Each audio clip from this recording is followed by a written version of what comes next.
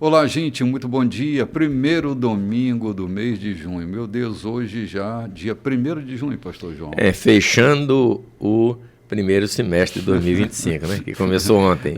Mas que último. bom que a gente tem vivido até aqui, cheio de graça. Aham. Temos feito uns programas maravilhosos, agradáveis, verdade. gostosos. Verdade. A gente tem tido a repercussão das pessoas que ouvem o programa. Eu não digo que nos ouvem, mas que ouvem o programa. Sim, Então, para nós é satisfatório saber que esses 5 meses decorridos têm sido proveitosos. Né? Tem sim, João, tem sido bom para nós, inclusive, né?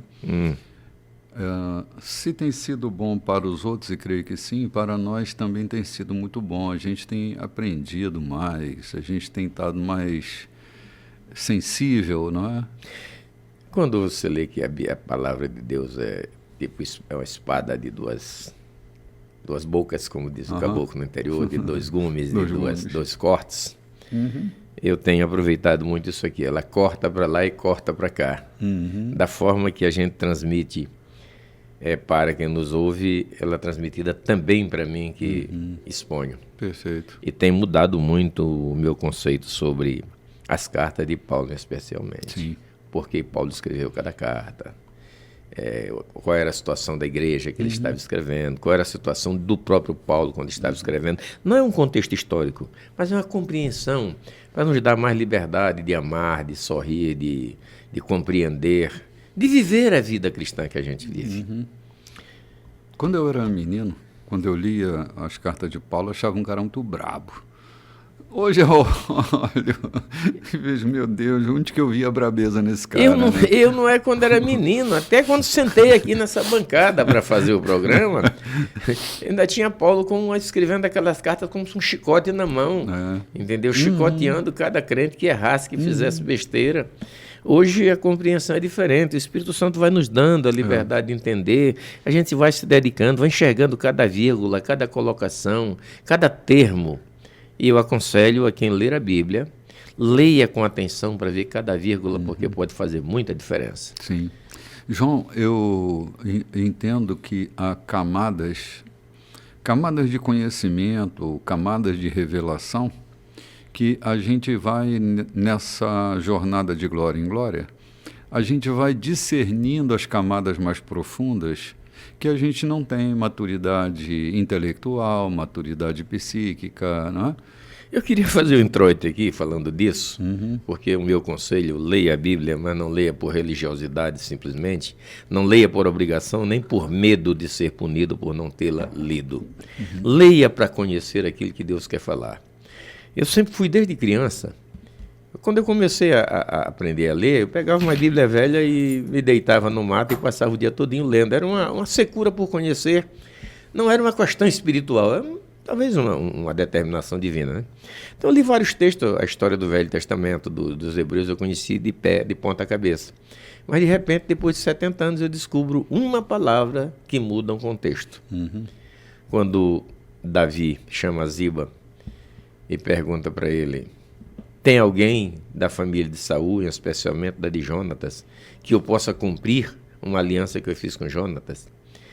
A Ziba, que depois, lendo isso, eu descobri que também não era um cara de se confiar, disse para Saul: Saul, tem. Não, Rei, Davi. tem. Davi. Ou Davi? Tem, desculpa. Tem. Tem um que vive lá naquele antro, lá em Lodebar, aquele antro de prostituição, de loucura, de miséria. E aí ele coloca uma observação: mas ele é aleijado. Passei trocentas vezes por ali e não entendi que aquele mas tinha um sentido muito profundo. Eu não vou revelar agora, eu quero que quem leia procure e entenda porque Ziba não disse: tem um filho de Davi, ou de Jonatas, que mora em Lodebar, é aleijado das pernas, não pode andar, vive às expensas dos outros, e o cara quebrou as pernas porque a ama tropeçou com ele fugindo da guerra. Não, ele disse: mas ele é aleijado. Gente, isso me deu uma conotação tão grande para entender, para buscar cuidadosamente cada vírgula e cada sentido de cada palavra. Aquilo não é porque o cara era aleijado, porque ser aleijado tinha uma implicação. Mas ele é aleijado. Sim. essa situação tinha uma implicação. Então, não estou falando isso aqui para a gente ler a Bíblia com cuidado das observações. Não é para ser um minucioso nas coisas, mas de largueza, entender o porquê as coisas aconteciam e acontecem. Não está aqui à toa, né, João? Hã? Não está aqui à toa, né? Exatamente, não está aqui à toa. Como eu descobri, outra coisa que eu descobri, você chega no livro de Esté, ele diz assim, Yamã o Agagita, aquilo ali está assim, tão simples que você passa, como Elias do Tesbita, mas aquilo ali significa, para mim entender por que aquela palavra Agagita estava ali, eu retrocedi 360 anos na história bíblica. Para entender por que aquela palavra que me chamou a atenção estava ali. Eu fiz um retrocesso de 360 e alguns anos, até encontrar a razão que aquela palavra estava ali. E para você entender por que a Bíblia chama Yamã de Agagita, você tem que ir lá no contexto da história. Vocês vêm acompanhando o povo Israel do Egito, passa por uma etapa, chegando diante de Balaque, depois você vai chegar diante de Saul e Amaleque, entendeu? E aí a coisa caminha. Então, o que a gente está falando aqui, que não tem nada a ver com o texto, é ler a Bíblia realmente querendo conhecer o que o escrito quer dizer.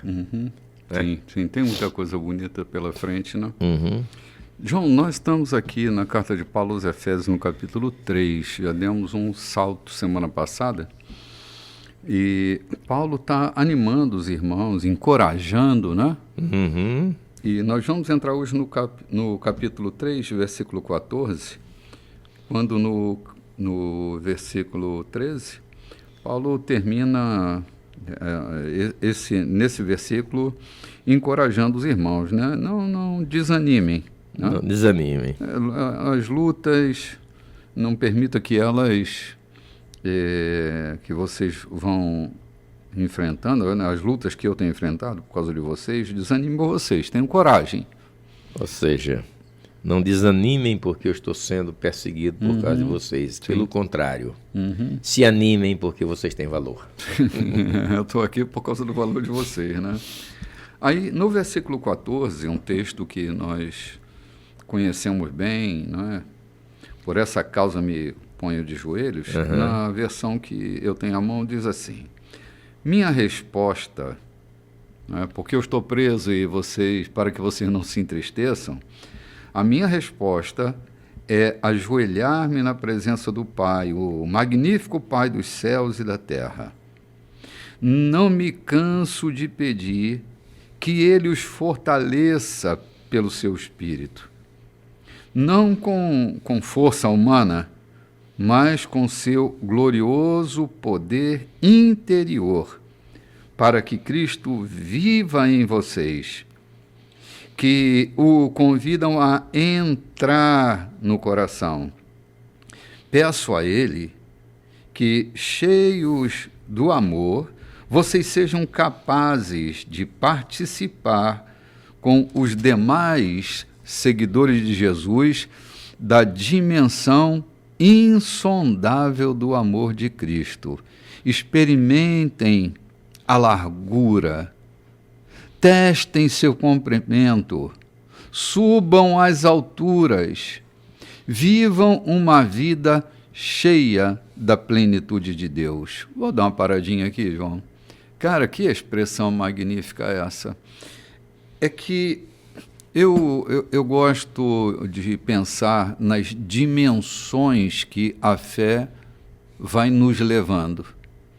Sabe, às vezes a gente está vivendo numa determinada dimensão e uma experiência de frustração, de dor, de agonia, ela nos remete a um outro lugar, não geográfico, mas num lugar nesse homem interior, que é onde Paulo está dizendo, eu estou aqui ajoelhado pedindo a Deus que o interior de vocês, a força de Deus, venha no interior de vocês. Ou seja, que Cristo habite ricamente em vós. Ricamente em vós. Para que vocês conheçam as insondáveis.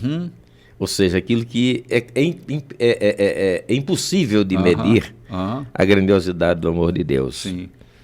É imersível, né? Não se pode medir.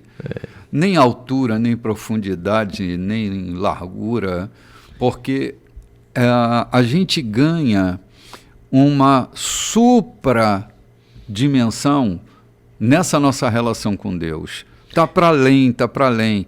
João, em Deus eu fui capaz e serei capaz, em Deus, de suportar o que a minha natureza humana não suportaria.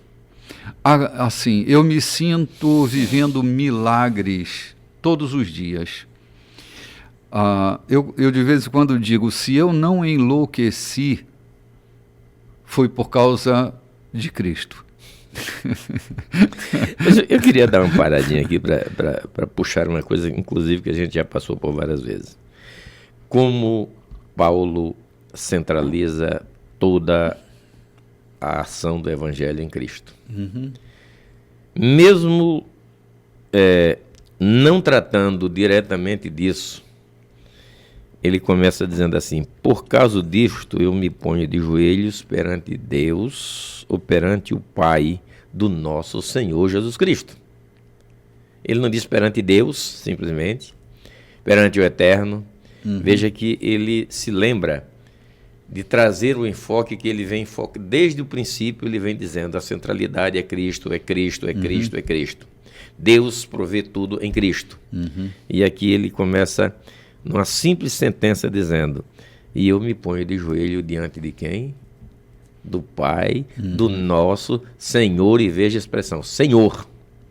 Ele não diz o Pai de Jesus Cristo. Porque mais adiante ele vai dizer: e que ele habita em vós com profundidade, com riquezas de forma imedíveis. Vocês são impossíveis de mensurar tudo isso. A graça que há em Cristo para habitar em vós. E que vocês sejam tomados por ele de forma que, do lado que te cutucarem, não sai um coice do homem comum, mas sai um olhar de Cristo. Sim. Do lado que te ofenderem, não sai uma resposta agressiva, mas sai alguma coisa que sai do lábio de Cristo. João, é que assim, Cristo formado em nós é tudo que nós precisamos. Me lembro de Paulo dizendo que ele sentia dores como dores de parto, até que Cristo seja gerado em vós. Né? Até que. Quando Cristo é gerado na vida de uma pessoa, a gente se tranquiliza, porque é nessa relação entre o homem e Cristo. Eu tenho dito assim, que num discipulado saudável, quem está discipulando precisa fazer com que esse novo discípulo dependa cada vez menos dele e mais de Deus. Porque quando um discípulo de Cristo tem Cristo gerado na vida dele, ele não precisa mais desse suporte do lado de fora como um bebê. Ele amadurece. Ele vai saber tomar decisões. Precisa da mão, da companhia, mas não do colo. Não do colo, exatamente. Da companhia sempre, né? Da companhia sempre. Até porque Jesus nos ensinou ir de 2 em 2, né? Da companhia sempre, mas não do colo. Porque Cristo em nós comunica a natureza dele com a nossa natureza, fazendo substituir a nossa fraqueza pela sua fortaleza. Quando a gente tem esta relação de união com Cristo, cara, nossos problemas agora são muito mais simples de serem resolvidos, porque Ele está em nós. Inclusive nos dá a sua mente, né? Sua capacidade de pensar por Ele. E isso é fabuloso. Eu estou me prendendo ao versículo 19 aqui, quando ele diz assim: e conhecer o amor de Cristo que excede a todo entendimento. Exceder é ultrapassar todos os limites. Exceder não cabe dentro de forma nenhuma. O exceder que Paulo se refere aqui não cabe dentro da compreensão humana, não cabe dentro dos limites humanos. E aí você vai lá para Jeremias, e Deus diz assim: invoca-me, responder-te-ei, anunciar-te-ei coisas grandes e importantes que tu não sabes. Ou seja, que passa o teu entendimento, que atravessa a tua necessidade, transborda, sobeja. E Paulo está dizendo aqui: excede a todo o entendimento, tanto em largura, quanto em comprimento, quanto em altura e em profundidade. Ele ainda faz questão de quadrar. Sim, dentro das dimensões humanas. Das dimensões aritméticas, né? Quadrar tudo isso. Verdade. João, é essa coisa que todo cristão precisa entender, compreender, para viver uma experiência cristã saudável, não é? Saudável. É Cristo em nós e nós nele. Mas vamos lá, versículo 20 diz assim, 20 vocês sabem muito bem que Deus pode fazer qualquer coisa, muito mais do que poderiam imaginar ou pedir nos seus sonhos. Quando Deus age, Ele nunca faz de modo forçado, pois o seu agir em nós, por seu Espírito, acontece sempre de modo profundo e gentil dentro de nós. Por isso, glória a Deus na igreja, glória a Deus no Messias Jesus, glória a Deus por todas as gerações, glória a Deus por todo sempre. Amém. Fechamento lindo, né? Gente, que coisa maravilhosa, né? Meus irmãos, Deus não está mesmo forçado a coisa nenhuma, mas o seu amor, o agir dele em nós, de modo profundo e gentil dentro de nós. Cara, eu gosto de pensar em gentileza e gosto de pensar em Deus como um ser gentil, que não violenta, que não vitupera, mas que gera gentileza. Às vezes, João, o mundo religioso não consegue ver essa perspectiva de Deus. Se canta o hino que Deus é amor, mas é justiça também. Fogo consumidor, né? E quando se diz que Deus é justiça, não está se falando de justiça, está se falando de juízo. Aquela mensagem que devia ser, Deus é amor, mas é julgador também. E não justiça, porque a justiça de Deus não implica em condenação. Exato. Implica em exercer o seu amor diante do ser humano. O seu juízo, sim, são sobre aqueles que o abandonam, sobre aqueles que o rejeitam. Mas a sua justiça é amor, é liberdade, é garantia com aqueles que o temem. Sim.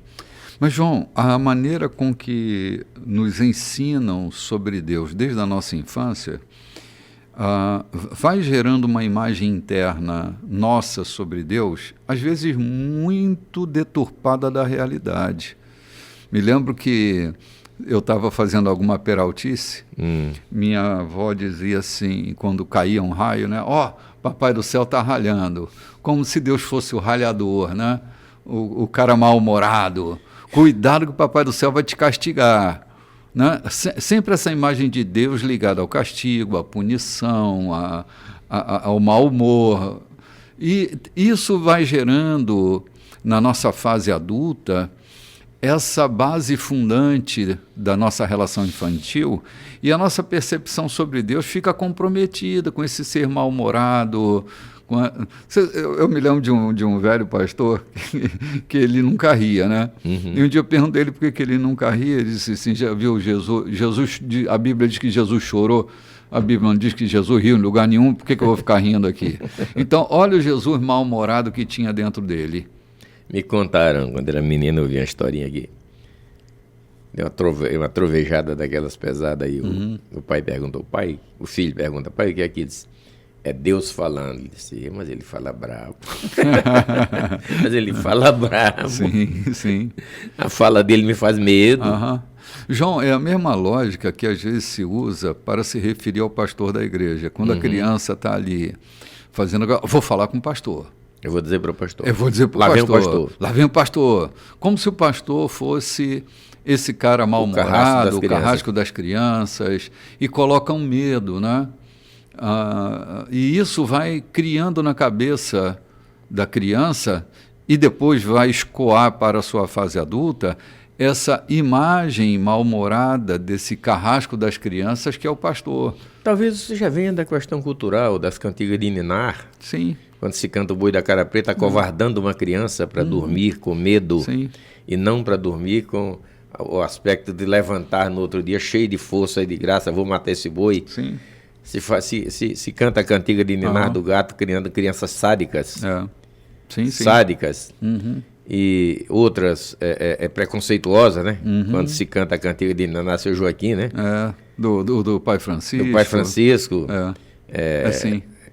Então, uma série de cantigas de ninar que nada tinha a ver com o crescimento da criança, e sim com o amedrontamento, com o preconceito, com a acusação, a canoa virou, tornou e virar por causa de fulano. O caguete, né?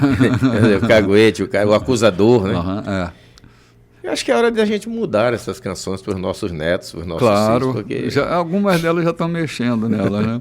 João, eu acho assim, que às vezes a insuficiência do cuidador em educar uma criança terceirizam um personagem. Aqui eu volto a falar do pastor, de Deus, né? Como se assim, você não me obedece, mas olha, Deus está ralhando. Olha, o pastor, eu vou falar com o pastor. Ou seja, terceiriza a educação por causa da insuficiência da sua própria educação. Sua capacidade da sua incapacidade de educar a criança.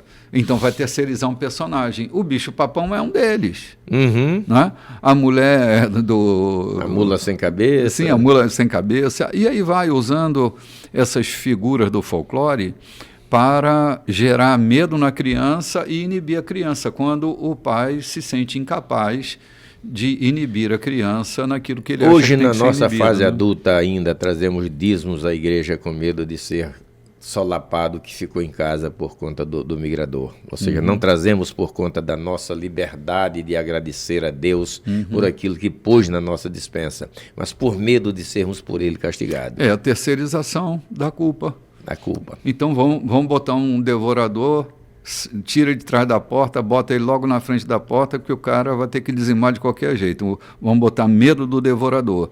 Ou seja, onde está a alegria que deve fazer a gente brilhar como o sol? Quem dá com alegria brilhará como o sol. Então, como é que eu vou brilhar como o sol se eu estou completamente nublado pelo medo do devorador? Então, eu oferto, eu dizimo, mas é morrendo de medo. Não por liberdade, mas por coação, né? Sim, exatamente. Ou por interior. Necessidade, não com alegria, pela gentileza de Deus em me dar para que eu possa retribuir, né? Então, eu acho que é justamente essa má educação cristã que leva a gente a estar diante de um Deus estranho. E Bispo, está tudo aqui na Bíblia e a gente prefere dar valor ao que dizem para a gente do que ao que está escrito. Nesse capítulo que nós acabamos de ler, Paulo está dizendo para que vocês abundem, para que conheçam, para que transbordem, para que vivam na abundante graça do nosso Senhor Jesus Cristo. E a gente prefere valorizar esses medos que internalizam na gente, desde a infância, em casa, dentro da igreja, em qualquer lugar, ao invés de se dedicar e pegar na Bíblia e dizer, ei, não é assim. O que está escrito aqui é diferente. Eu abundo na graça que há em Cristo Jesus. E basta eu conhecê-lo, ter intimidade com ele, porque a sua graça me basta. Eu acho lindo o hino que diz assim, ó porque Jesus me ama, conhece? Conheço. É uma versão... Mudaram a versão para dizer, eu não consigo te explicar. Não consigo te explicar. Essa é a verdade. João, eu acho que assim, a gente passa a ler a Bíblia a partir dos filtros que nos deram. Ok? Então, quando eu vou ler a Bíblia, eu já tenho o comprometimento de um filtro que está em mim. Eu costumo sintetizar dizendo, eu leio muito mais pelo que ouvi do que pelo que está no papel. Pelo que eu estou lendo. É verdade. É verdade. João, eu estava vendo, a Bíblia não fala que Satanás arregimentou 1/3 dos anjos. Mas a gente lê. Está lá em Apocalipse. Vai lá e lê. Não diz que os humilhados serão exaltados, e a gente lê. E lê, exatamente. Não diz que deve atirar a primeira pedra, mas a gente lê. Sim.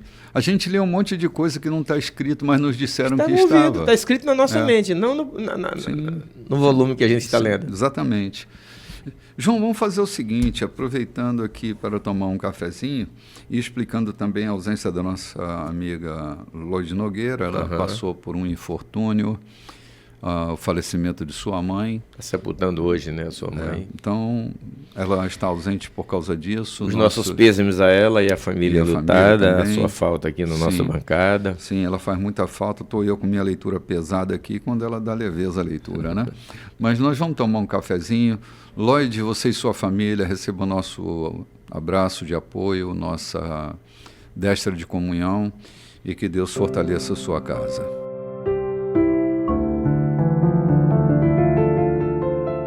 Olá, gente, muito bom dia. Esse é o programa Café com Bispo. Já estamos no segundo bloco da nossa programação e nós estamos avançando velozmente. Acabamos de ler um texto magnífico, né? Glória a Deus na igreja, glória a Deus no Messias Jesus, glória a Deus por todas as gerações, glória a Deus para todos sempre, amém. Aí nós vamos agora para o capítulo 4. Esse capítulo 4, eu perdi a conta de quantas vezes eu li. Era um texto que eu tinha decorado. Nós passamos anos trabalhando esse texto numa igreja que eu pastoreava no Rio. Era o texto-chave da organização da igreja, né? Do organismo igreja. Eu tenho dito que a carta aos Efésios foi escrita por Paulo para um organismo, não para uma organização. Ele escreve para uma igreja orgânica, não para uma instituição. É aqui que ele leva a igreja à dimensão de um corpo. Lá na carta aos Coríntios ele fala para a organização, que é a forma de cultuar essa coisa toda. Aqui na carta aos Efésios ele leva como para... o corpo funciona, como né? o corpo funciona. Ou seja, imerso em Cristo. Sim. Como e aqui no versículo 2 ele vai dizer coisa aqui de arrepiar o cabelo. Vai. E nós vamos lá, gente. Olha, nos acompanha aí. Capítulo 4 da carta de Paulo aos Efésios, versículo 1. Lá vou eu. Diante de tudo isso, direi o que eu quero que vocês façam. E enquanto estou preso aqui pelo simples fato de servir ao Senhor, eu quero que saiam e caminhem. Ou melhor, que corram pelo caminho que Deus ordenou que vocês seguissem. Não quero que ninguém fique de braços cruzados. Não saiam por aí por caminhos que não levam a lugar nenhum. Cuidem também para agir com humildade e disciplina, sem desanimar, sempre constantes, dedicando-se uns aos outros com amor, considerando as diferenças entre vocês, sempre resolvendo logo todo e qualquer desentendimento. Caramba! Que texto, João! Permita ler na versão que eu tenho à mão também, por favor, para a gente contextualizar os dois. Vamos lá.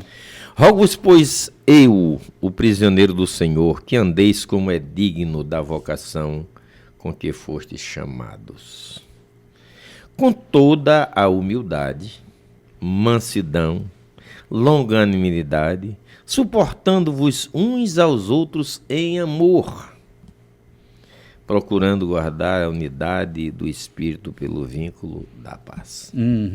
Olha que coisa linda, né? Coisa linda. Gente, uma das coisas, João, mais importantes para a gente manter o vínculo da paz está aqui bem no final. Considerando as diferenças entre vocês. João, se nós... Porque assim, nosso comportamento agressivo, às vezes, com aquilo que é diferente de nós, é terrível. Nós somos possuídos por um narcisismo, às vezes, que complica a vida da gente. Tudo o que não é espelho, tudo que não nos espelha, nós queremos acabar, queremos destruir. Vira nosso inimigo. É diferente de mim, é meu inimigo. E não é assim. Se a gente não aprender a respeitar a alteridade, aquilo que é altero a mim, aquilo que é diferente de mim, aquilo que funciona no outro, se eu não aprender a respeitar essas diferenças, cara, a gente vai ter brigas constantes, Porque, assim, como nós somos um organismo da pluralidade, nem todo mundo é pulmão, nem todo mundo é fígado, nem todo mundo é coração. Né? Que compõe um corpo, né? Compõe um corpo. Cara, se eu não respeitar as diferenças entre esses membros do corpo, se eu não entender que o outro é diferente, isso me beneficia, isso não traz problema para mim.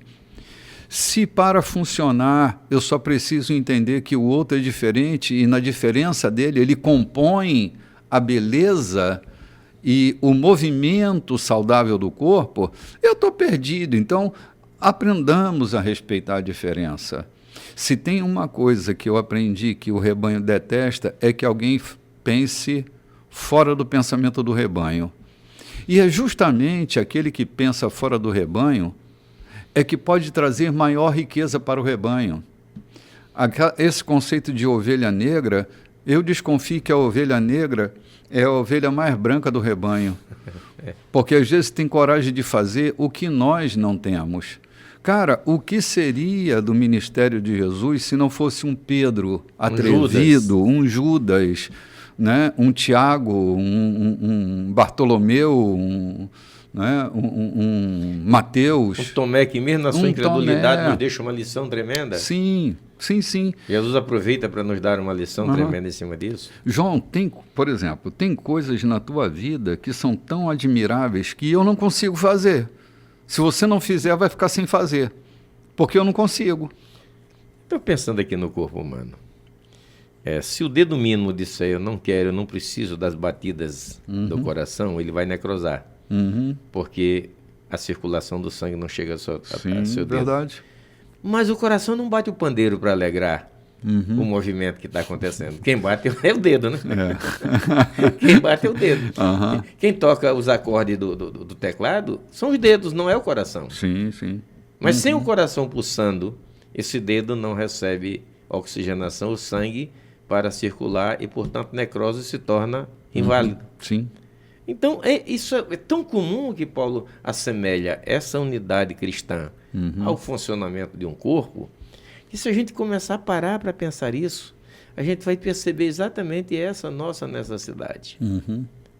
Tem aquela velha história que eu não vou contar aqui, quem é o chefe do corpo, né? Sim. História boa. Entendeu? A história é boa. Quem é o chefe do corpo?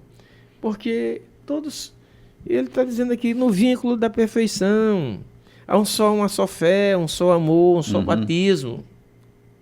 Um só Deus. Muitas são as ações. Mas ele escreve aqui para a igreja e sem ralhar, sem nenhuma... Ele está se dizendo, eu estou preso. Por que eu estou preso? Porque eu anuncio a fé.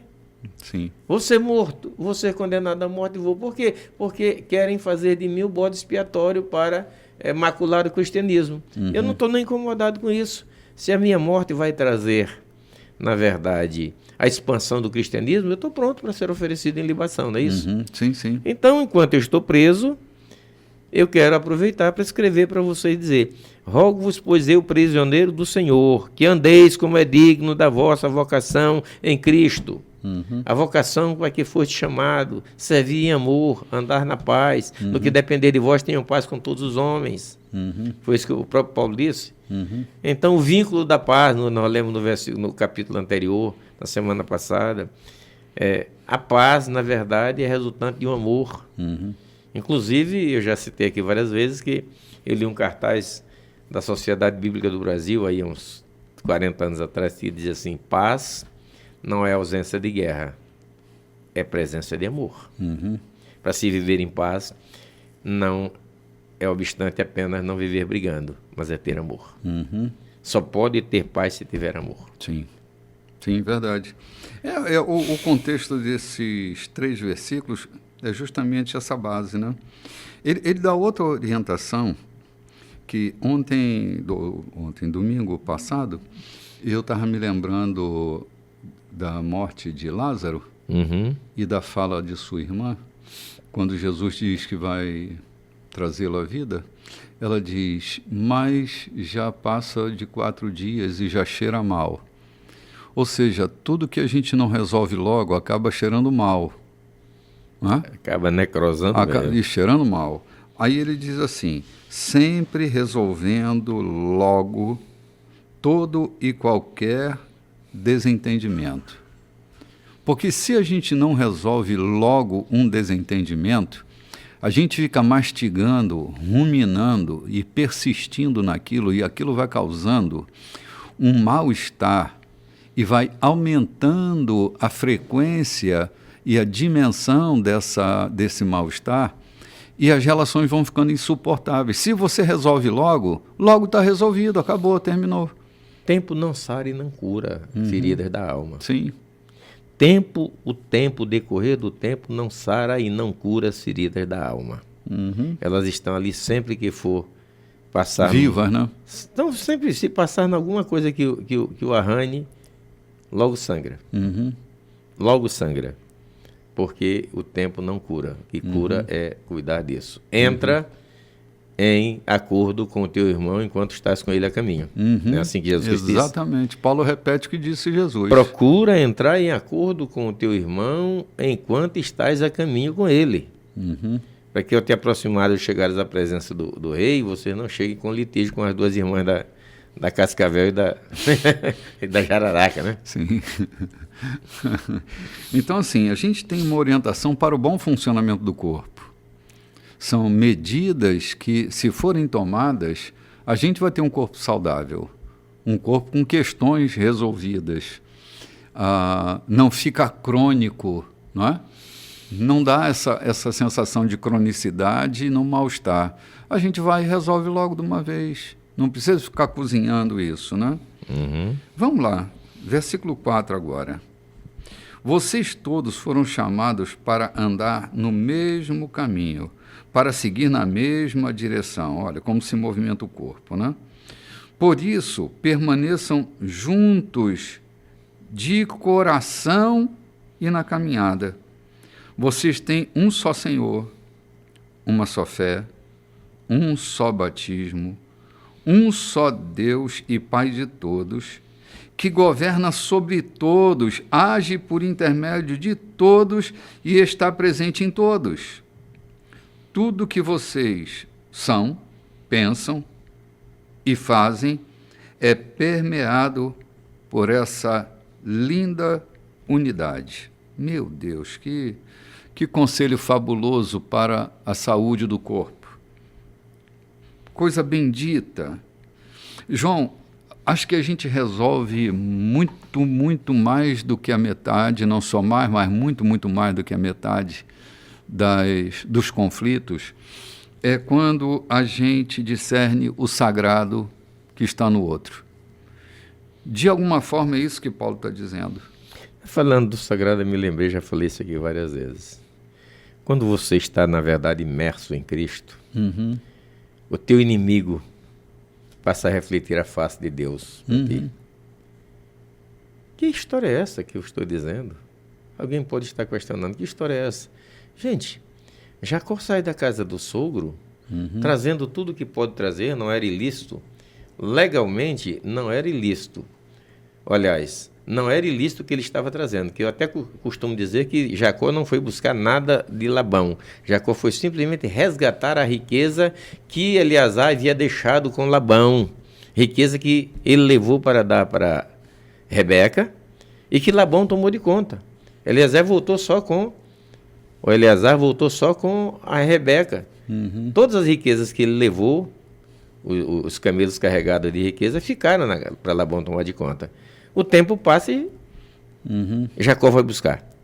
Jacó volta com toda essa riqueza, trazendo, não de forma legal, mas era lícita, porque era dele, e de repente ele para no caminho e diz: eu preciso acertar minhas contas. Até aqui eu fiz o que era possível fazer, mas por minha conta. Daqui para frente é diferente. Volta para o val do Jaboque, atravessa o Jaboque, e lá ele é confrontado consigo mesmo, e volta um outro homem. Do outro lado, quando ele volta, do outro lado do Jaboque estava quem? O seu irmão, que havia lhe perseguido várias vezes, tentando matar, com 300 homens. O que ele foi fazer com aqueles 300 homens ali? Acho que era 300, se não me engano.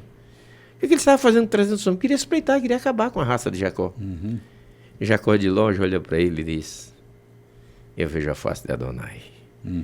Ele não viu o inimigo naquele seu irmão que era perigoso. Ele via a face de Deus. Quem está cheio de Deus, quem está cheio da graça, quem opera por Cristo na sua vida, nem sempre vê um inimigo, mas vê alguém que possa abraçar e lhe dizer, eu te amo. Sim. João, nesse episódio, acontece duas coisas interessantíssimas lá dentro do Jaboque. A primeira, não colocando em ordem de importância, mas a primeira é que Jacó se encontra com Deus. E a segunda é que Jacó se encontra com ele. Ao se encontrar com Deus, se encontrar com você e fazer as pazes, se reconciliar com Deus e se reconciliar com você... Tendo Deus como árbitro nessa sua reconciliação entre você e você mesmo. Sim, você consegue ver o sagrado do outro. Mas quando você não está reconciliado consigo, você vê diabo, demônio e inimigo em tudo. Até nas mensagens, bispo, que saem da tribuna, quando você não está em paz consigo mesmo, você vai criticá-las. Eu já passei por isso. Eu sei o que é fazer isso. Ou seja, a melhor mensagem não trazia para mim um conforto, mas simplesmente um motivo de crítica para dizer falhou ali, falhou ali, falhou ali, falhou ali, quando você não está reconciliado consigo mesmo, quando você não está em paz consigo mesmo. Normalmente, se você não está em paz consigo mesmo, como é que você vai ter paz com aqueles que estão de fora? Sim, sim.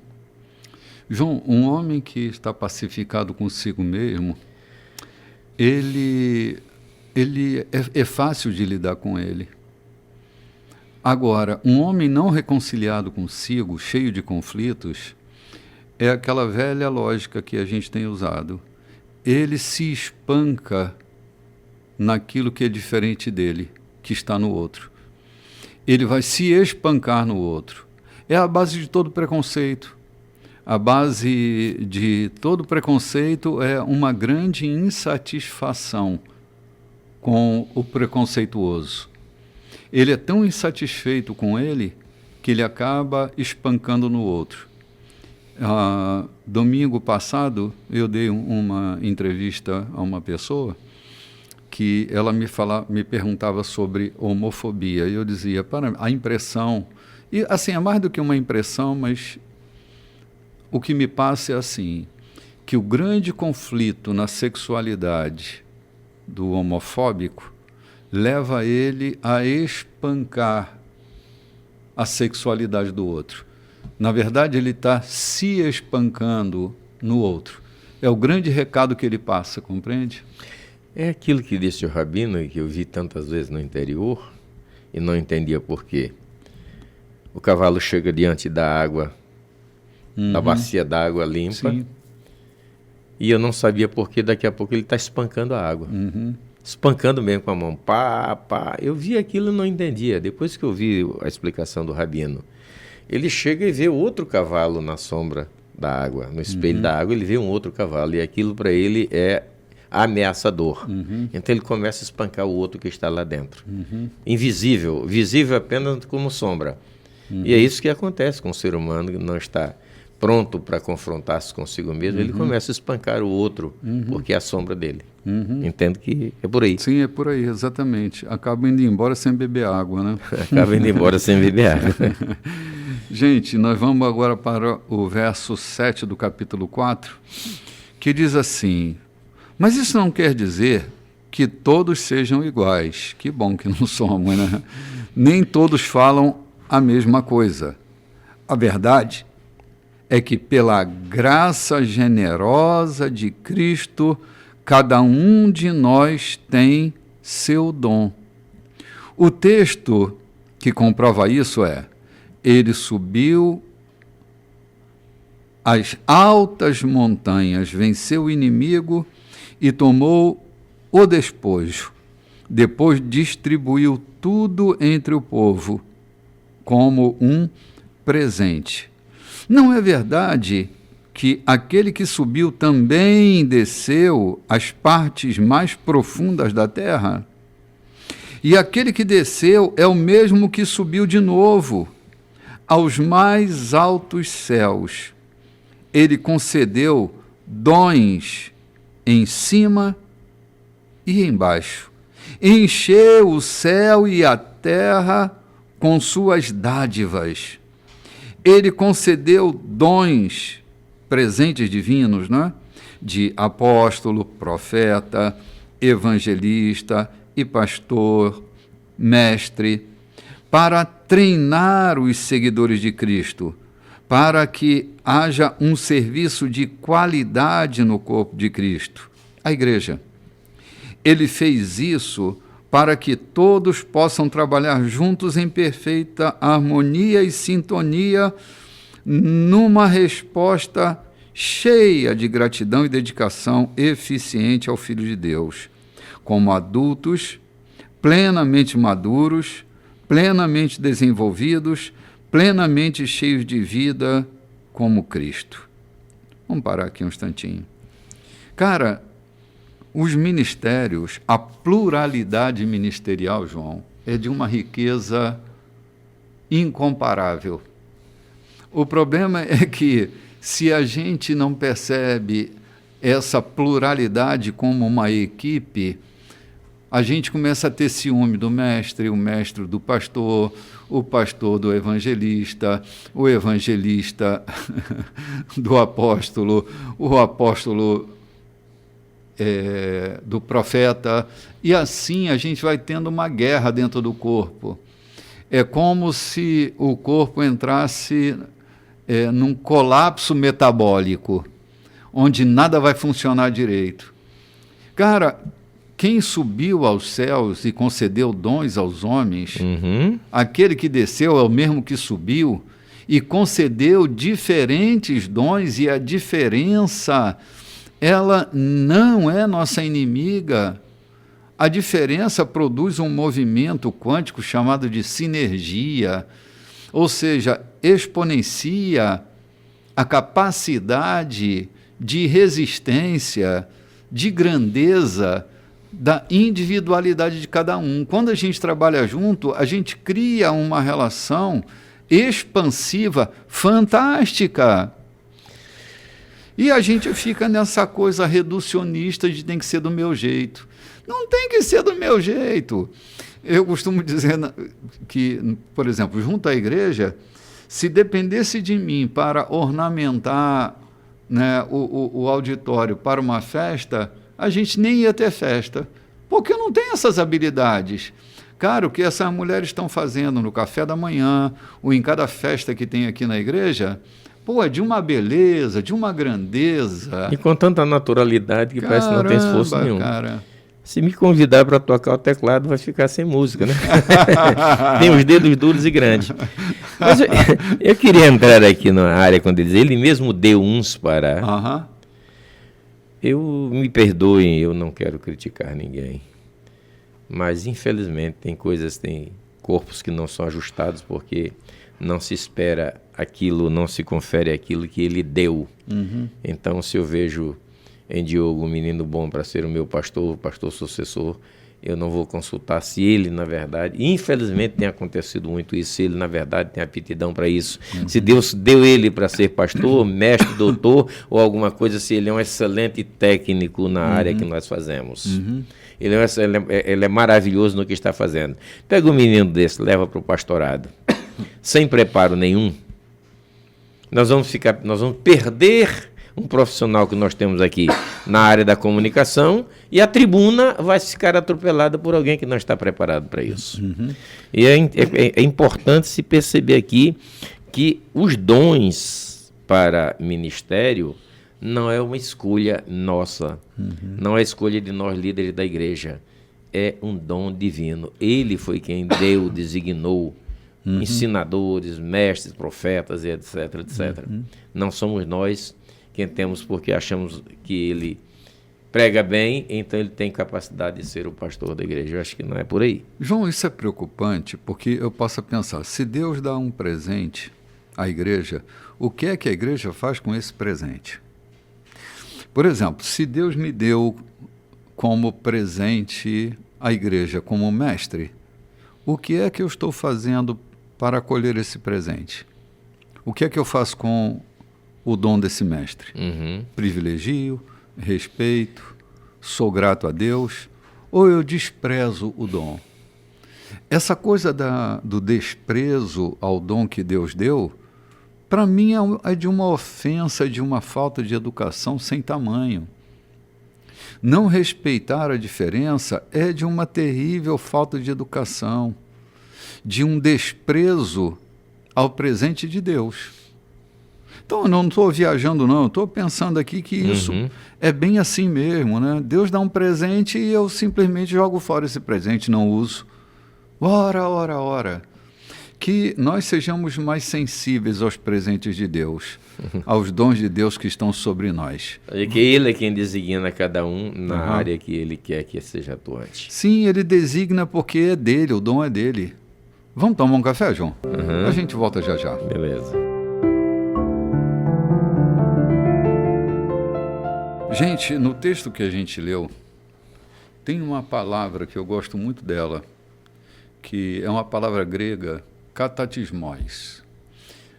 O texto diz que Deus deu de presente para a igreja esse profeta, esse apóstolo, esse mestre, esse pastor, esse evangelista, com vistas ao aperfeiçoamento dos santos. Essa palavra no grego é katatismos, que quer dizer ordenar retamente, colocar cada um no seu devido lugar. O trabalho é do corpo. E esse ministério, ele ajuda o corpo a funcionar retamente. A missão de apóstolo, profeta, evangelista, pastor e mestre é colocar cada um no seu devido lugar, para que o funcionamento do corpo traga aumento para si. Quem aumenta o corpo é o próprio corpo, não são os apóstolos. Hoje a gente tem os ministérios como o símbolo do crescimento, né? Dependendo do pastor, a igreja cresce. A igreja não cresce por causa dos ministérios. A igreja cresce. Quem pare ovelha é ovelha, não é o pastor. Uma ovelha bem alimentada, bem nutrida, bem medicada, bem hidratada, ela vai produzir. Então, bem, quem produz é a ovelha, não é o pastor. Não é o pastor. Quem aumenta o rebanho. Sim. Então não é o showman. O showman pode enfeitar o culto, mas quem dá crescimento para o corpo é o próprio corpo. Para que cada um, trabalhando na sua área específica, possa gerar o crescimento. Então, desprezar esse dom, esse presente de Deus, é fazer com que o corpo funcione mal e não haja crescimento nesse corpo. Então, é bom a gente pensar que essa é uma chave muito importante, que ninguém deve se arrogar de coisa alguma, porque cada um deve trabalhar no seu lugar específico. E isso, esse movimento de ordenar retamente, de colocar cada um no seu devido lugar, é que vai fazer com que o corpo cresça saudável a essa medida da estatura de Cristo, né?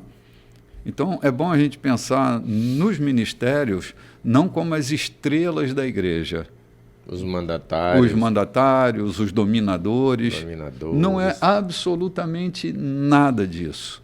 É que esse ministério, ele trabalha com eficiência na vida das ovelhas, a fim de que elas sejam saudáveis e produzam mais ovelhas. Não tem importância nenhuma. Quando a gente vê um rebanho bem cuidado, a imagem do pastor está ali.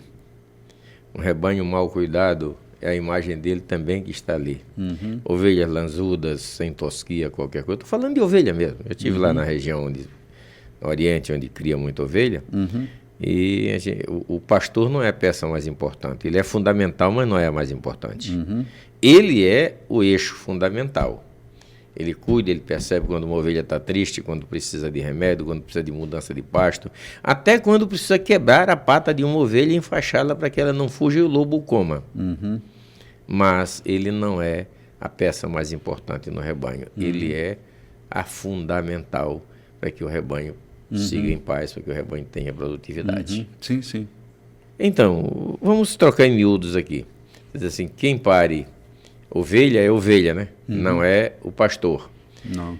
Então, se o meu testemunho... Um pastor ensina outro pastor a ser pastor. Eu fico lembrando há pouco já falamos disso aqui, que nós temos uns 3 médicos que se congregam com a gente. Não, tem mais de 3, João. Eu digo uns 3 dos que se congregam com a gente, que são frutos exatamente de uma ovelha que estava na faculdade com eles. Uhum. Sim. Que já me disseram, eu hoje estou aqui na igreja por causa do comportamento da minha colega de aula de faculdade. Ou seja, ovelha produzindo ovelha. O comportamento dela na faculdade, dessa criatura, atraiu os colegas a virem a Cristo. Sim. Entendeu? Sim, perfeito. Então é a ovelha quem produz ovelha. É o meu comportamento, é o meu cristianismo, é o meu Cristo, é o Cristo que está em mim. Lá fora, onde eu trabalho, onde eu vivo, que produz outros cristãos.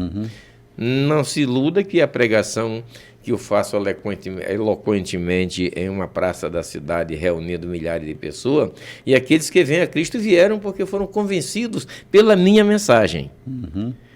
Eles já ouviram alguma coisa a respeito de Cristo, já foram impactados por aqueles que trabalham junto com eles, por aqueles que convivem com eles, por aqueles que conversam com eles, pelo feirante que vendendo na feira o evangeliza. E quando a mensagem chega aos seus ouvidos de forma mais clara ou mais contundente, eles vêm e fazem a sua demonstração a Cristo. Mas não se orgulhe o pastor, o pregador, o evangelista de ter ganho. Eu ganhei 100 almas na cruzada que fiz. Quantas pessoas trabalharam ali por trás daquilo? Quantas outras ovelhas conduziram outras ovelhas para trazerem ali?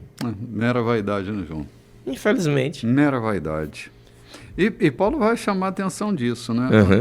Olha o que ele vai dizer agora. Chega de ser criança. Não dá para tolerar gente ingênua. Bebezinhos que são alvos fáceis para os predadores. Deus quer que cresçamos, conheçamos toda a verdade e proclamemos em amor a semelhança de Cristo em tudo. Estamos seguindo a Cristo, que é a base de tudo que fazemos. Ele nos mantém juntos. Sua respiração e seu sangue fluem através de nós, nutrindo-nos para que possamos crescer com saúde em Deus, fortalecidos em amor. Caramba, isso aqui não é poético, isso aqui é bombástico. Isso aqui dá para mexer com a cabeça da gente. Você viu quantas vezes Paulo cita nesses 2 últimos capítulos sobre em amor? Em amor. Em amor, em amor. Sim. Porque é um movimento, né, João? A igreja é um movimento de amor, né, cara? É o combustível. Sim. Que faz tudo se ajustar. Sim. Sim.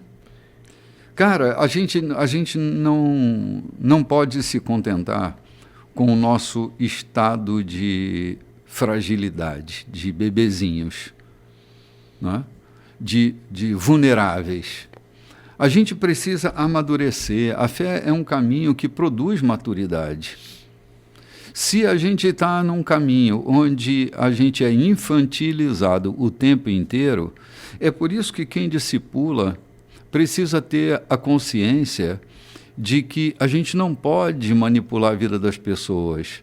A gente precisa levá-las ao crescimento. Não pode manter o besouro no ouvido dele para que ele volte a consultar todo mês, né? Não pode, João. Essa história é uma história bem forte, né? Bem forte. Posso usar essa história aqui? À vontade. Cara, a história que o João está lembrando aqui é a história de um médico de uma cidade do interior que ele atende um coronel que tem uma doença crônica do ouvido. Vez por outra, ele estava lá no consultório. E um dia, ele tinha um filho que estava também se formando em medicina.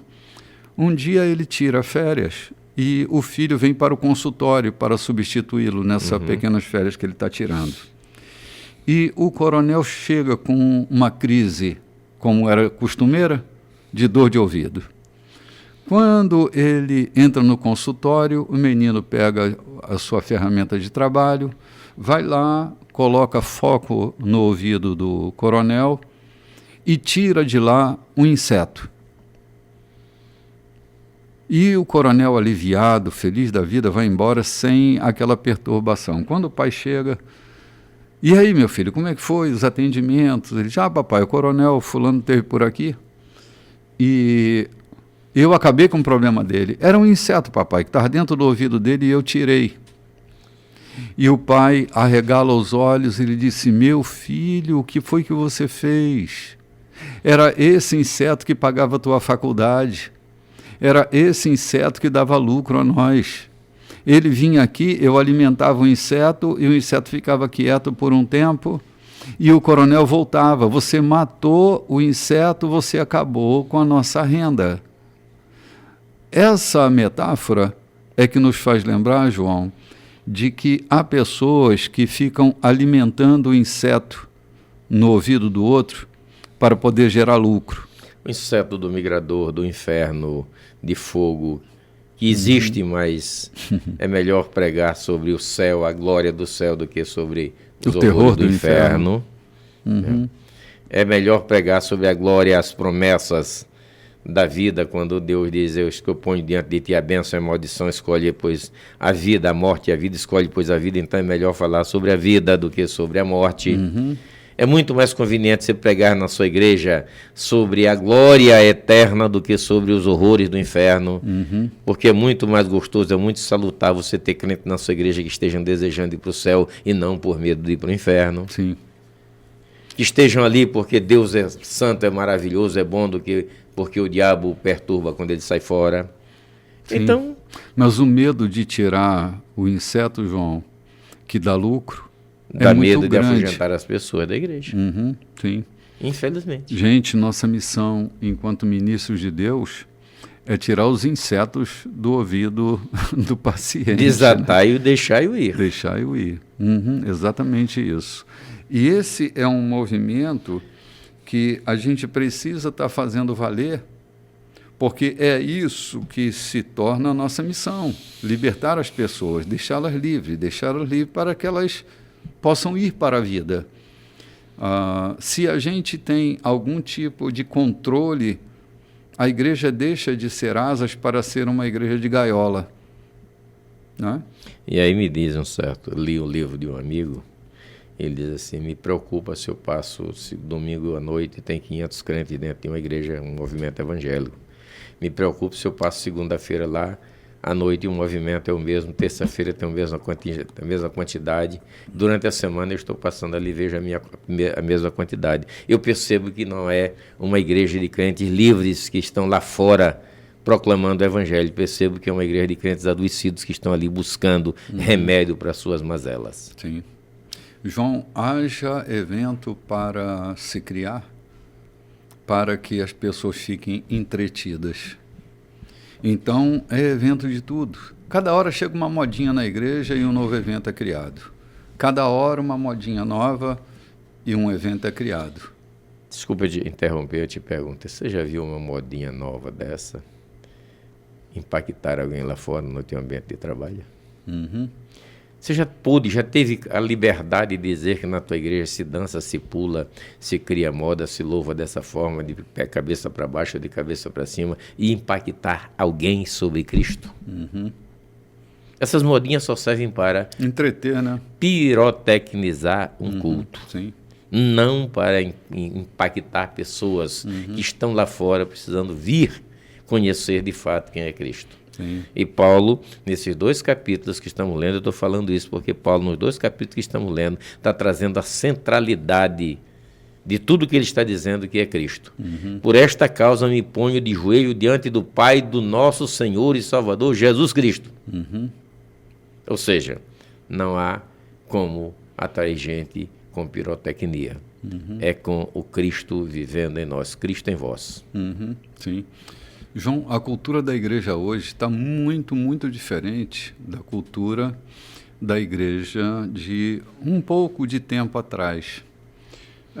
Parece que a indústria do entretenimento tomou conta da igreja e a igreja virou essa praça de entretenimento. Se não tiver um entretenimento, não tem crente. Então criamos entretenimento.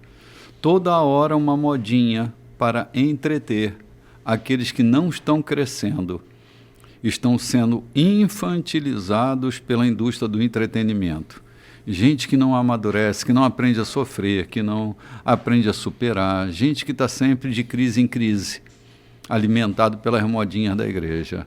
Você vê isso, João, assim, a gente está numa cidade relativamente pequena, chama-se grande cidade, mas é uma cidade relativamente pequena. Em relação 1 ao milhão resto de do Brasil, habitantes, né? É uma cidade pequena. Cara, aqui você encontra a igreja da moda. Toda hora tem uma igreja da moda, que cria uma nova tendência, aí migra todo mundo para lá. Aí a outra chega uma igreja nova na cidade, tá? Uma modinha e migra todo mundo para lá. Então, essa coisa de migração, é uma falta de maturidade e de aprofundamento em Cristo. Se nós temos a Bíblia como regra de fé e prática da nossa vida, por que só usamos a fé? E olha, quando usamos, Sim. onde está a prática? Porque Jesus falou muito mais sobre a atenção à necessidade dos outros. Sim. E deu muito mais exemplo. Eu me encanto quando vejo Jesus abraçando um leproso que estava ruído de lepra. Ou seja, ele deu muito mais atenção a um leproso que estava ruído de lepra do que aos doutores da lei que estavam perturbando. Ele desce para almoçar na casa de um Zaqueu, que era considerado um ladrão, porque cobrava impostos exorbitantemente. Ele desce para almoçar na casa dele e reprova Simão quando o convida para jantar na casa dele. Sim. Ou seja, Simão era um fariseu. E Jesus prefere almoçar na casa de um publicano do que de um fariseu. Então, por que nós não temos a prática que está na Bíblia, regra de fé e prática?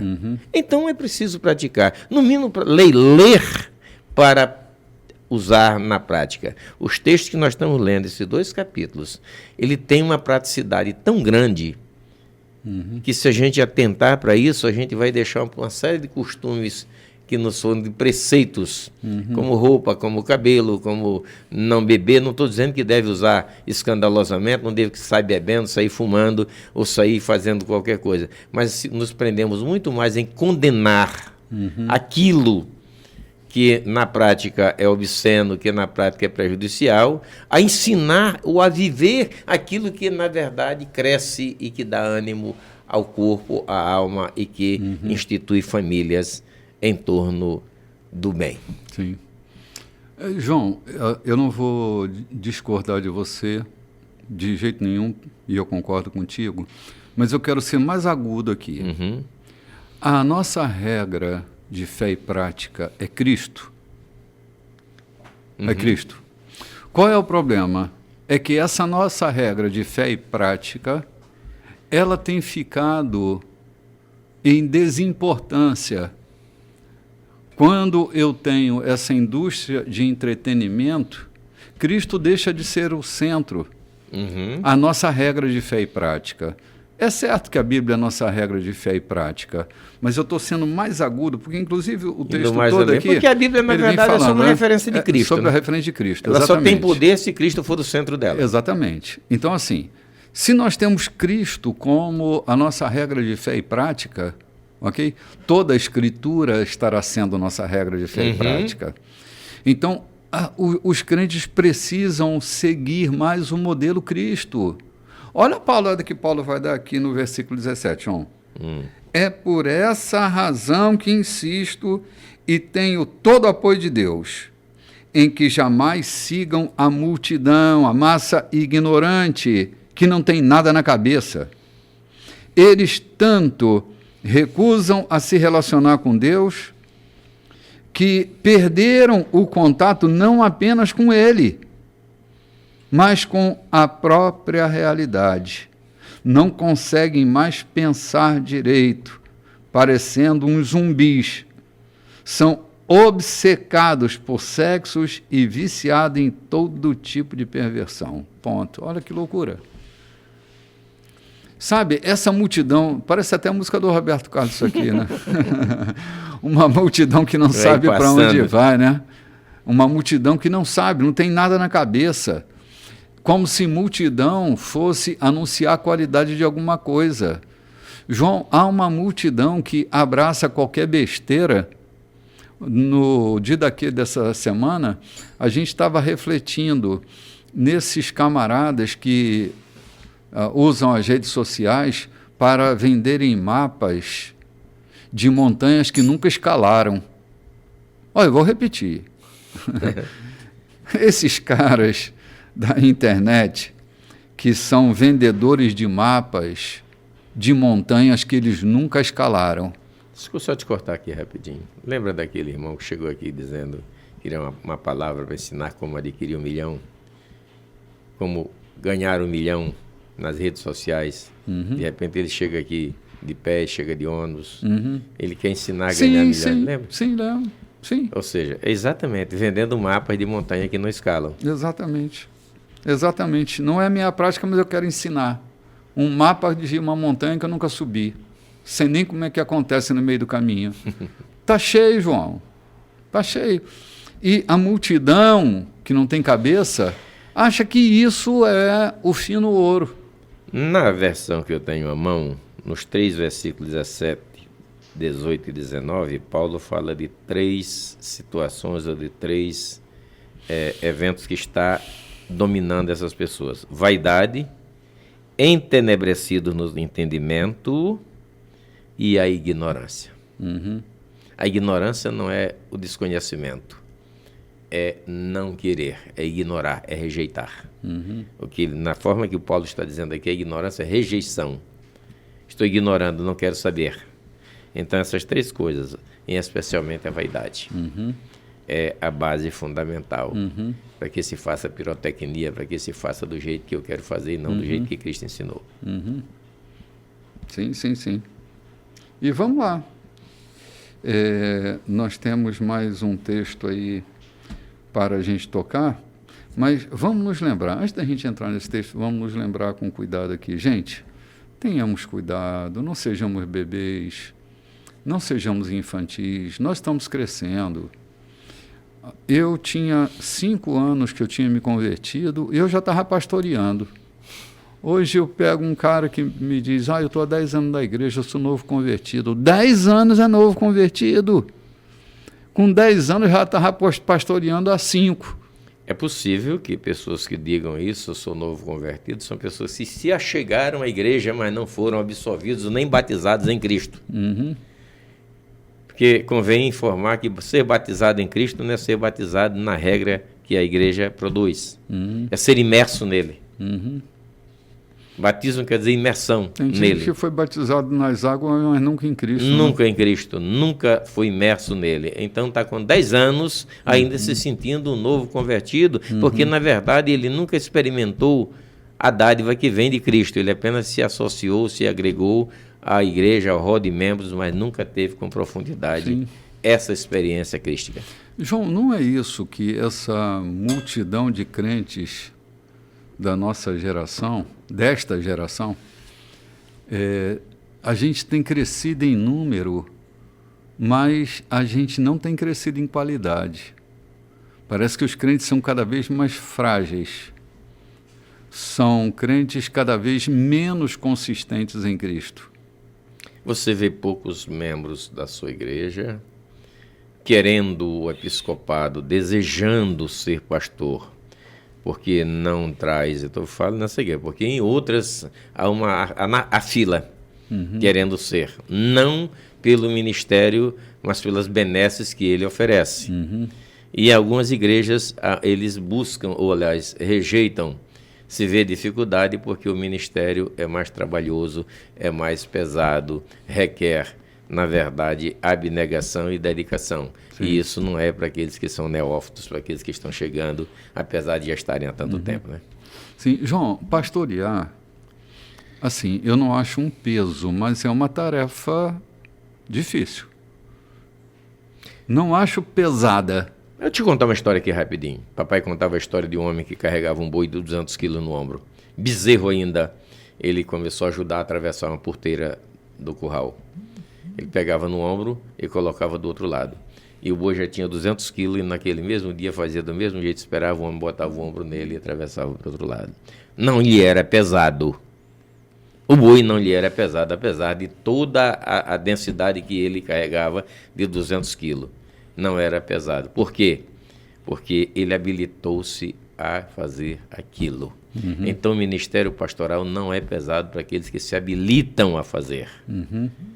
Ele pode ser denso, mas não se torna pesado para aquele que conduz. Entende? Embora dê bastante trabalho, né, João? Exatamente. A gente está sempre tirando alguém do buraco, a gente está sempre consolando uma família, orientando um jovem, um adulto, um casal. A gente está sempre em movimento. Então, assim, não é pesado, mas é uma tarefa. É denso. Por isso é que tem que ter um chamado. João, se eu me digo chamado para pastorear e eu não gosto de gente, eu não sou delicado com as pessoas, eu não tenho compaixão, onde que está esse diabo desse chamado? No inferno. Não é na igreja, não é no cristianismo. Cara, com essa eu vou precisar tomar um café. Eu vou tomar um café e volto já já. Olá, gente, muito bom dia. Esse é o programa Café com Bispo. E esse já é o quarto e último bloco da nossa programação. Já já a gente vai estar partindo para as atividades da gente. E daqui a pouquinho, às 9 horas em ponto, a gente vai estar dando início a um programa de treinamento aqui na igreja. Estamos treinando pessoas intelectualmente, espiritualmente, fortalecendo na palavra, criando maturidade nos pensamentos.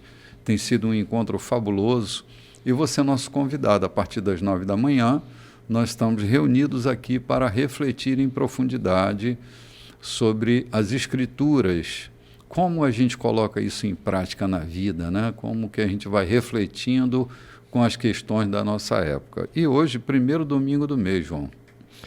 Dia Eucarístico. Celebramos a Santa Ceia. Celebramos e relembramos a morte do nosso Senhor e Salvador Jesus Cristo. E nós queremos convidar todos vocês a participarem, trazendo seus filhos, sua família.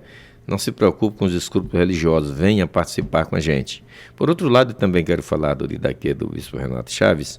Se você que não participa da Igreja da Colheita, mas ouve o programa, tem liberdade de participar conosco desse ensinamento. Você terá uma noção de como funciona a Igreja da Colheita, onde você pode nunca ter vindo.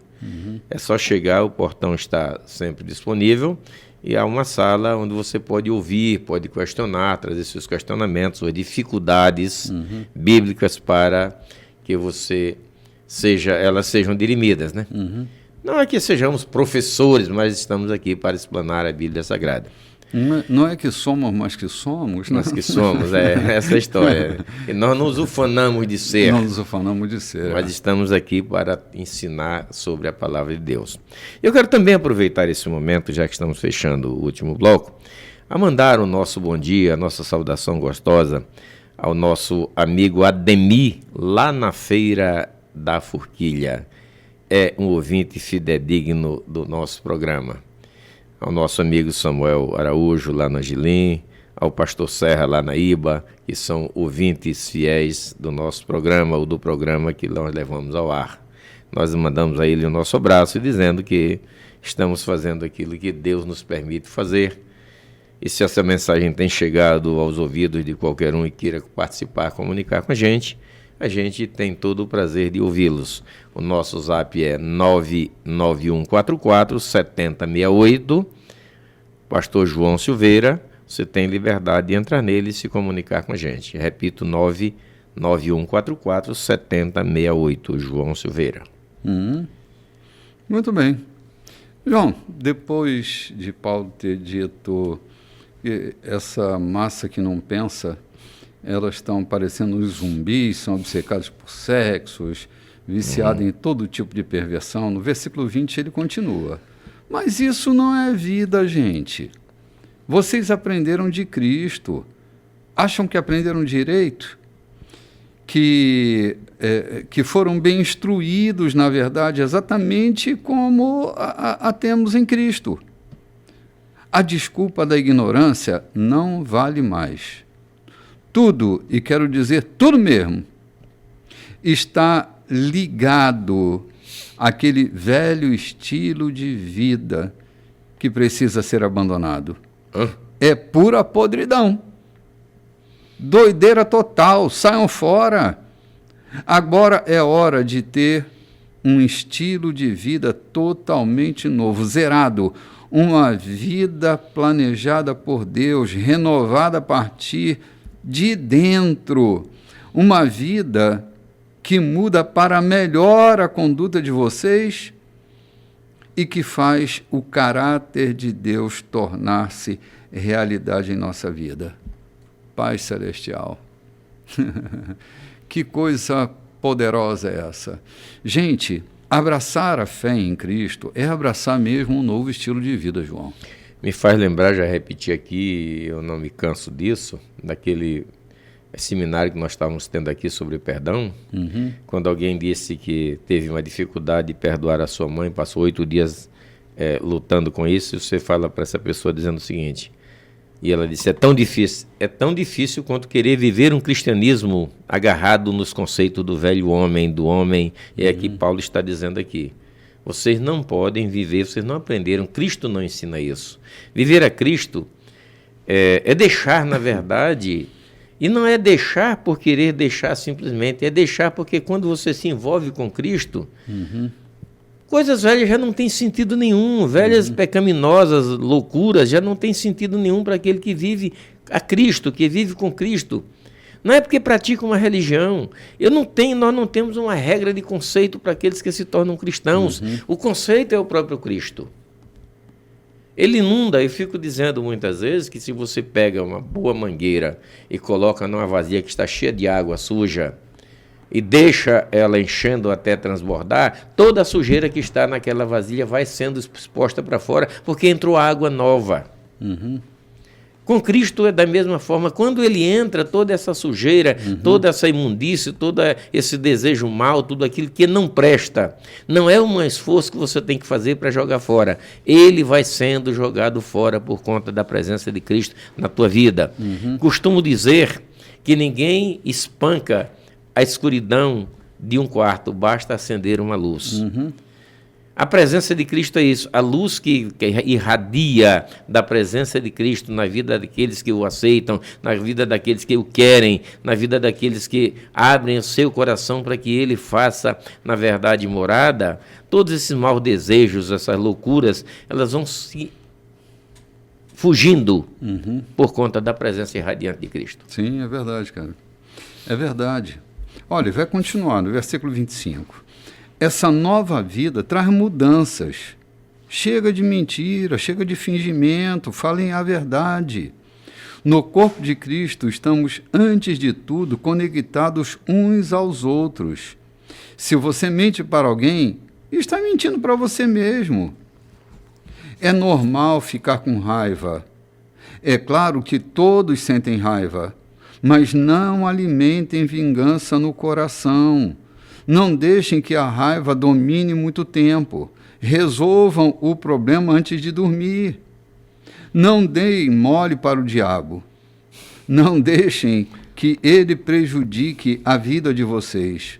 Vocês costumavam roubar para levar vantagem, não é isso? Não façam mais isso. Arrumem um emprego decente, até mesmo para poder ajudar os que não têm condições de trabalhar. Tenham cuidado com a maneira de falar. Nunca saia da boca de vocês nenhuma besteira ou baixaria. Falem apenas o que é útil e que ajude os outros. Cada palavra de vocês deve ser um presente. Ai, caramba, isso aqui é muito bom. Isso aqui é muito bom, né? Gente, todo arrependimento precisa gerar fruto. Estou marcando aqui na minha Bíblia. Todo arrependimento deve gerar fruto. Fruto é mudança de atitude. Paulo coloca muito explicadamente essa condição da mudança, porque é exatamente isso que acontece ou deve acontecer na vida de cada cristão. Quando nós nos unimos a Cristo, um novo estilo de vida surge. Aquela velha maneira, os velhos hábitos que nós tínhamos quando estávamos fora dele, eles não têm mais vigência sobre nós. Nós estamos sendo regidos por uma nova ordem. Nós nascemos de novo, é uma nova vida. Gente, isso não é uma verdade teológica, é uma verdade experiencial. Nós passamos pela experiência do novo nascimento. Portanto, cara, a gente precisa aprender a viver de novo, aprender a dar frutos dignos de arrependimento. Quando eu leio aqui, já no finalzinho do texto, cada palavra de vocês deve ser um presente, cara, isso tem enchido meu coração. Eu tenho tido tanto cuidado nas coisas que eu falo, porque há coisas que são desnecessárias. A gente vem de um hábito muito ruim, que é o hábito de falar sem pensar. Eu falo o que eu falo mesmo. Não, pense no que fala antes de falar o que pensa. Pense no que fala, porque há palavras que são completamente desnecessárias. A gente só está machucando, não está transformando, não está dando um presente, a gente está dando uma ratoeira, uma armadilha para que os outros se machuquem e a gente se sente feliz porque o outro está machucado. Não, acaba com vingança no teu coração. O que você quer? Dizendo a verdade, o que é que você espera?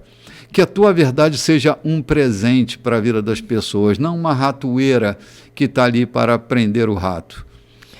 Quando a expressão, a palavra de vocês que sair da boca de vocês seja um presente, a gente fala do que não deve machucar. E há um extremo tão grande entre o que não machuca e o que traz como presente. Eu lembro que um parente chegou para mim e disse: me arranja uma vaga aqui, que eu não estou mais me dando com meu pai, e eu quero uma vaga aqui, quero trabalhar aqui com o senhor. Eu olhei para ele bem olhado e disse: você não cabe aqui. Aqui não é seu lugar. Você não cabe nesse ambiente. Você cabe em lugares muito maiores. Se esforce, retenha a sua indignação, estude, seja homem. 10 anos depois ele volta na minha casa, vindo de Brasília, e disse: tio, eu voltei aqui para lhe agradecer por aquela palavra que o senhor me deu. Foi um presente na minha vida. Eu entendi aquilo perfeitamente. Parti para estudar, hoje sou administrador de uma empresa e estou terminando o meu curso de Direito. Tenho família, moro em Brasília, vivo, graças a Deus, bem. Então, cada palavra deve ser um presente. Um presente que leve as pessoas. Porque um presente não é apenas que guarde como lembrança. Se te dá um sapato, você não vai colocar ele lá na sapateira. Você vai colocar no pé. É um presente que vai proteger os teus pés. Se te dá um chapéu, não é para enfeitar o teu cabelo. É porque ele vai servir para proteger a tua cabeça do sol. Então, o presente tem finalidade de uso. Seja a tua palavra um presente que as pessoas peguem e transformem as suas vidas através dela. Tá, é exatamente isso, João. Desprezar um presente, que é a contrapartida, né? É uma loucura. É como no capítulo 4, mais lá para trás, ele fala que os ministérios são presentes de Deus para a igreja. E desprezar esse presente é viver num corpo mal arrumado.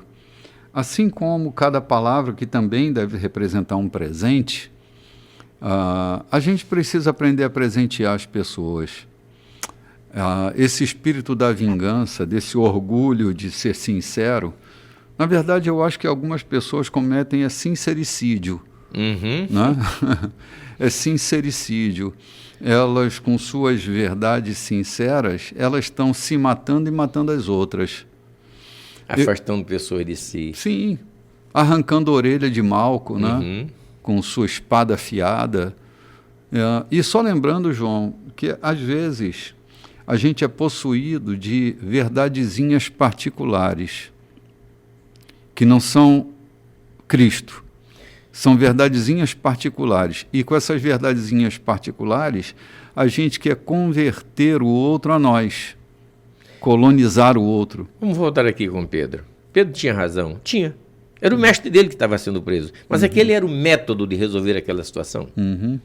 Simplesmente sacar da espada e partir, eu mato e eu morro, para defender o meu mestre, eu mato e eu morro. Quantas pessoas estão cometendo suicídio com essa atitude? Não, pela palavra de Deus eu mato e eu morro. Peraí, ensine ela que as pessoas, você não precisa morrer e nem matar ninguém. Basta ensinar a palavra. Basta trazer a palavra. Basta mostrar Cristo, que é o centro de tudo isso. Sim. Não precisa usar a violência que Pedro usou. Sim. João, eu vejo alguns que estão se tornando advogados de Cristo, né? Como se Cristo precisasse de um advogado. Todo apologeta precisa ter muito cuidado para entender que assim, ele não está na defesa de Cristo. Ele precisa ter esse cuidado, porque é desnecessário. Como defender o Evangelho. Não sei bem quem foi que falou, mas eu achei bastante interessante que a Bíblia não precisa de defensores, né? Só abri-la que... É como o leão. Eu leão, vi isso de Fanini, do Luiz Amaral Fanini. A Bíblia, o Evangelho é como um leão, não precisa de defensores, basta que o solte. Exatamente. Então, assim, cara, que nós sejamos desses de dar presente quando a gente fala. Que isso aqui bem pode ser tema da mensagem de domingo agora. Que eu seja um bom presenteador da vida das pessoas. Pedro tem uma fala dele, João, que eu acho bastante interessante. Ele diz assim, quem fala, fale segundo os oráculos de Deus.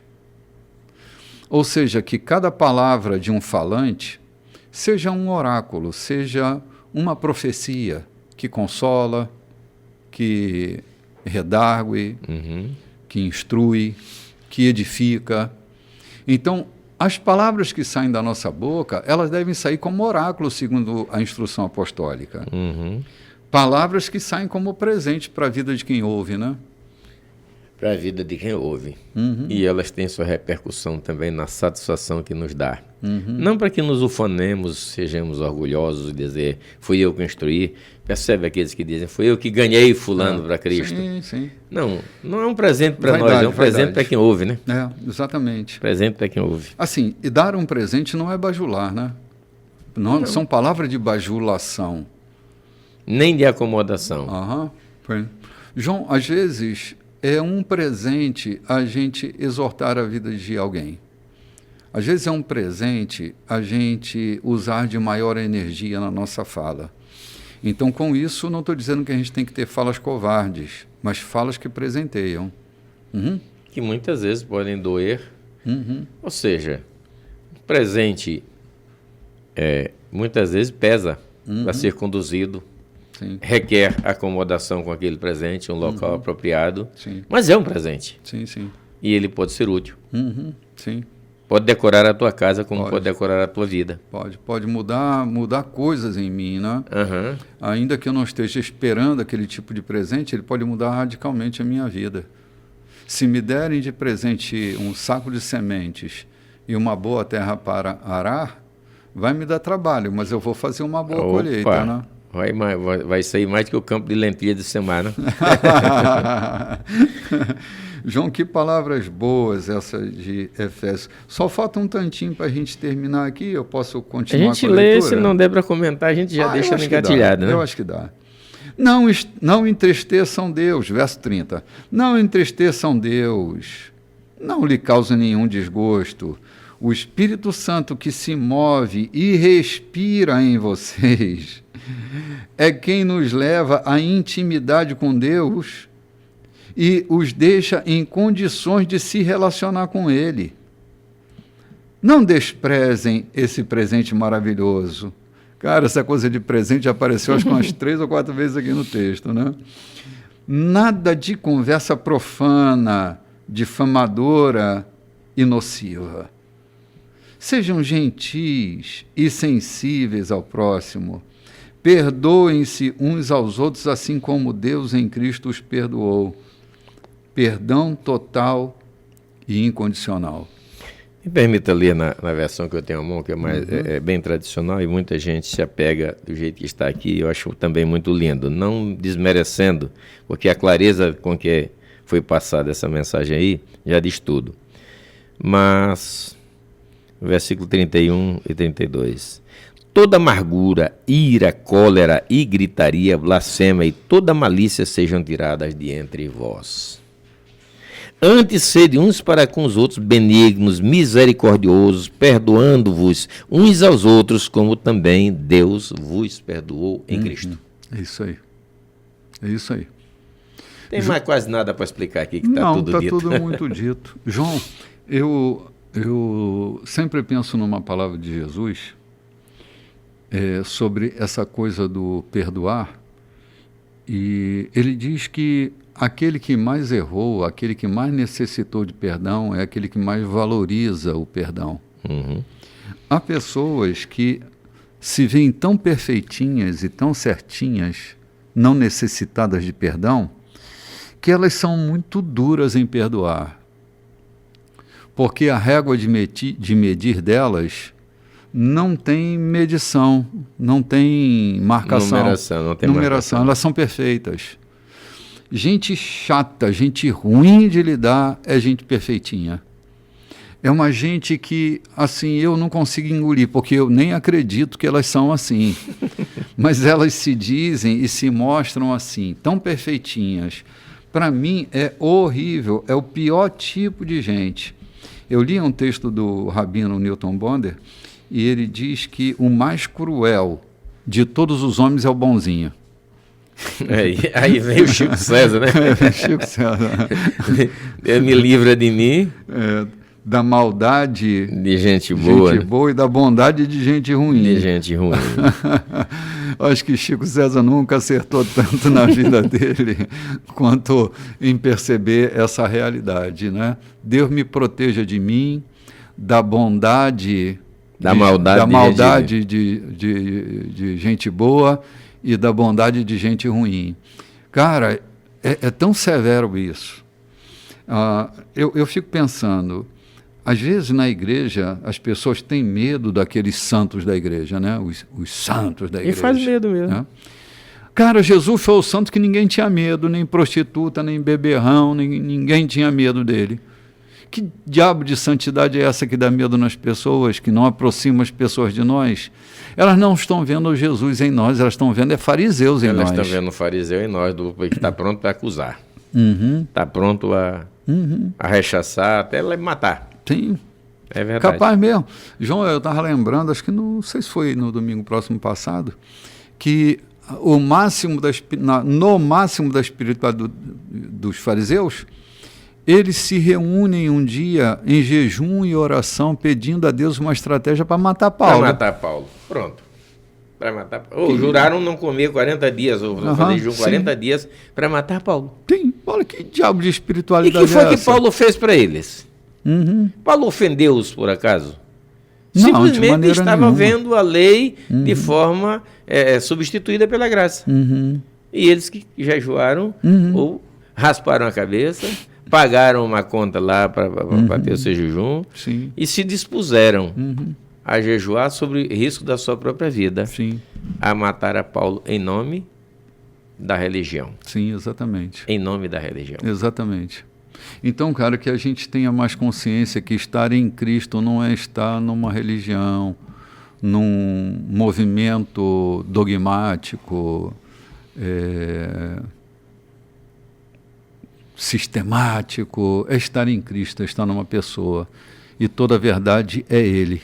Se eu tenho a verdade dele em mim, eu tenho a verdade que liberta, não a verdade que mata. Fechando, Paulo diz na carta aos Romanos, ou na carta à igreja que está em Roma, porque nenhuma condenação há para os que estão em Cristo. Em Cristo. Não é em uma religião, não é uma crença, não é em observação da lei, em Cristo. Perfeito, é isso mesmo. Toda a questão está em Cristo. Em Cristo. É livre da condenação. Porque chegar no teu pé que está ensapatado tem que passar pelo sapato, né? Chegar em que está em Cristo tem que passar por ele. Tem que passar por ele. E atravessá-lo é difícil, porque ele já foi atravessado uma vez. Sim, né? Sim. João, chegamos ao finalzinho do nosso programa, só reforçando que hoje É o primeiro domingo do mês, hoje é dia 1º do mês de junho, e nós temos o nosso encontro marcado para comermos do pão e bebermos do cálice, para comermos de sua carne e bebermos do seu sangue. É um momento tão importante para nós.